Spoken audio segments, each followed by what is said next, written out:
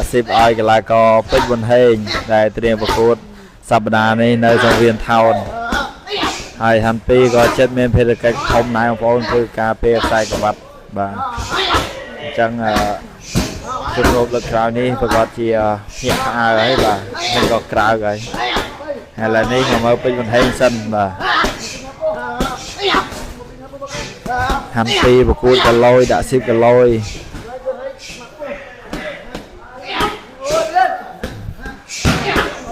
លេធ្ងន់នឹងហើយក្នុងវីដេអូនេះដែរក៏អរគុណដល់ពុកម៉ែបងប្អូនអ្នកគ្នាដែលតែងតែគាំទ្រក្លឹបរាហូកីឡាបាទមិនថាឈ្នះមិនថាចាញ់ទេគឺពុកម៉ែបងប្អូនតែងតែផ្ដល់កម្លាំងចិត្តនិងលើកទឹកចិត្តដល់ពួកខ្ញុំបាទនេះហើយជាកម្លាំងចិត្តដល់កីឡាករគ្រប់រូបបាទដែលចង់បានបាទឈ្នះសរសើរចាញ់លើកទឹកចិត្តបាទខិតខំប្រឹងប្រែងថ្ងៃក្រោយទៀតហើយក្លឹបរាហូឥឡូវគឺដំណើរការបានល្អហើយបងប្អូនបាទគឺយើងមានកន្លែងវឹកហាត់សំរុំហើយក៏ទទួលសិស្សបានច្រើនដែរបងប្អូន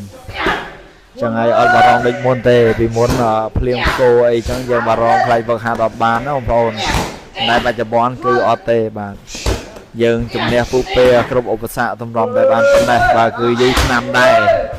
ហើយក៏ដោយសារតែមានការគ្រប់គ្រងពីពុកម៉ែបងប្អូនជាពិសេសស្ថានីយ៍ដែលបានផ្ដល់ឱកាសដល់ពួកខ្ញុំ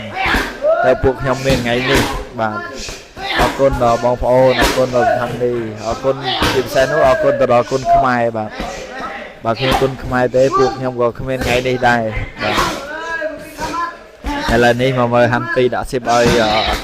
សិស្សក្នុងក្លឹបសិនបាទ